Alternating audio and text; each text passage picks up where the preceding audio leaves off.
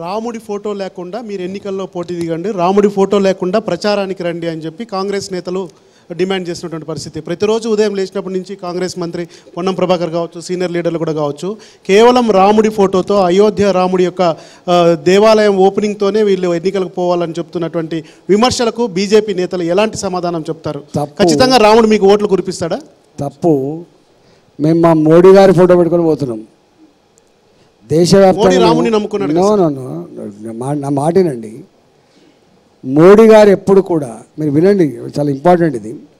మోడీ గారు ఎప్పుడు కూడా పవర్ మాంగర్ కాదనడానికి అనేక ఉదంతాలు ఉన్నాయి. పవర్ మాంగర్ కాదు ఆయన. 2014లో ఒకటే స్లోగన్ ఇచ్చిండు. నేను గుజరాత్ ముఖ్యమంత్రిగా 12 సంవత్సరాలు పరిపాలించిన గుజరాత్ డెవలప్మెంట్ మోడల్ని దేశానికి అందించాలని చెప్పి అనుకుంటున్నా, నన్ను ఆశీర్వదించాలని చెప్తే బ్రహ్మాండమైన మెజార్టీతో ఆశీర్వదించాను. మళ్ళీ ఎక్కడ శశభిషలు లేకుండా క్లిస్టర్ క్లియర్ మెజార్టీ ఇచ్చింది మీకు తెలుసు. నెంబర్ 1. నెంబర్ 2, 2019 ఎన్నికల ముందు మళ్ళీ మోడీ గారు ఎక్కడ కూడా అలవి కాని హామీలు ఇవ్వకుండా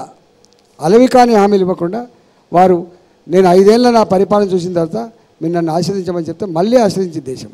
273 సీట్లున్న భారతీయ జనతా పార్టీ 303 సీట్లతో అజేయమైన శక్తిగా ఎదిగింది ఇవాళ భారతీయ జనతా పార్టీ. ఇవాళ కూడా మీరు చూడండి, ఎక్కడ అలవికాని హామీ లేవు, ఉన్నవాటిని. అంటే ఏమంటుండే మోడీ గారు, 10 సంవత్సరాల నా పరిపాలన చూసిన తర్వాత మీరు నన్ను ఆశ్రయించమని చెప్పి కోరుతున్నారు తప్ప అలవికాని హామీలు ఇచ్చి ఏది పడితే అదే మాట్లాడే బాపతి కాదు మోడీ గారు. నేను ఒక మాట చెప్తున్నా. అరే ఇప్పుడు ఒక మాట చారి ఉండు, ఒకసారి నన్ను మాట్లాడి మొదలు అడిగినప్పుడు ప్రజలకు తెలియాలి కదా. మోడీ గారిని 75 సంవత్సరాల ఈ దేశంలో అనేక మంది ప్రధానమంత్రులు చూసారు. మీరు మోడీ గారి లాంటి ఇంత స్టబ్బన్గా దేశ ప్రజలే ఇతివృత్తంగా, దేశ బాగా ఇతివృత్తంగా ఉన్నవాళ్ళు ఉన్నారండి? ఒక్క స్కామ్ ఉందా చెప్పండి? ఒక్క scam, 2G scam, Bofors scam, coal scam, మంత్రులు జైళ్ళల్లో, ఐఏఎస్ ఆఫీసర్ జైళ్ళల్లో, ఇంత పెద్ద దేశంలో ఇవాళ మోడీ గారు వచ్చిన తర్వాత ఒక్కటి తలదించుకునే పని జరిగిందా మీరు చెప్పండి? ఎలక్ట్రల్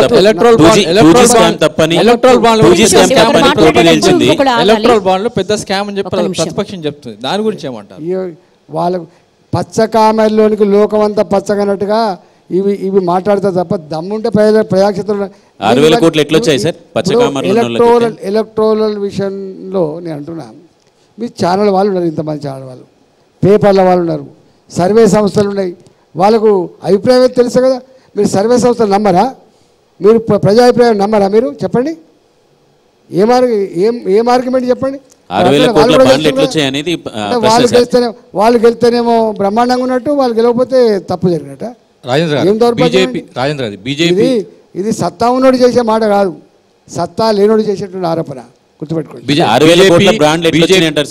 6,000 కోట్ల రూపాయల బాండ్లు ఎట్లొచ్చాయనుకుంటున్నారు? అమిత్ షా గారు ఎంత క్లియర్ ఎప్పుడు చూసారా? 303 సీట్లున్న భారతీయ జనతా పార్టీకి ఎన్ని బాండ్లు వచ్చినాయి? 9 సీట్లు ఉన్నటువంటి టీఆర్ఎస్ పార్టీకి ఎన్ని బాండ్లు వచ్చినాయి? 27 సీట్లు ఉన్నటువంటి వాళ్ళకి ఎన్ని వచ్చినాయి? మొత్తం క్లియర్ చెప్పిండు. వింటున్నారా? ఇదంతా తప్పు. చెప్పండి సార్ మీరు కూడా. ఒకటే ఒక మాట, భారతీయ జనతా పార్టీ ఇవాళ దేశాన్ని పాలిస్తున్న పార్టీ. భారతీయ జనతా పార్టీకి ఉన్నటువంటి వచ్చిన బాండ్లేని ఇవాళ బీఆర్ఎస్ పార్టీకి ఉన్నటువంటి 2014 వరకు నువ్వే కదా చెప్పేది చారి గారు, మాకు పైసలు ఉండేనా? 900